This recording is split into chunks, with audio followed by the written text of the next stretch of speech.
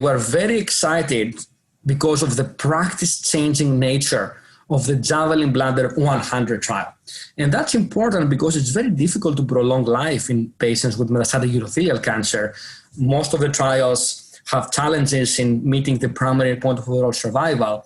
So if you go back in time, JAVELIN Bladder 100 trial seems to be the second trial showing overall survival benefit using immune checkpoint inhibitors in metastatic urothelial cancer.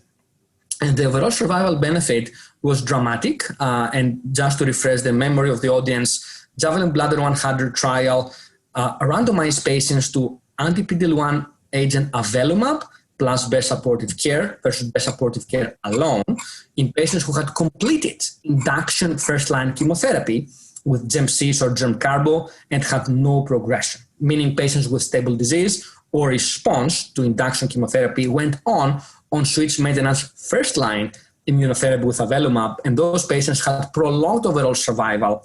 Median overall survival difference was 7.1 months. Median overall survival was 21.4 months with Avelumab and 14.3 months with best supportive care alone, corresponding to a 7.1 months median OS difference favoring Avelumab. There was also significant benefit with progression-free survival, and this was also highly statistically significant. The hazard ratio for overall survival was 0.69 in all comers, regardless of PD-L1 expression, and also very significant difference in PFS. And in the ESMO presentation, we were able to look at different subsets of patients. For example, patients who had complete or partial response or stable disease to prior induction chemotherapy, and also looked at patients who have different sites of metastasis, liver mets or other sites of metastasis. And the bottom line was that in this JAVELIN Bladder 100 trial, the significant overall survival and progression-free survival benefit with Avelumab was noted across different subsets. And I would say the take-home message is that the benefit was noted across the board.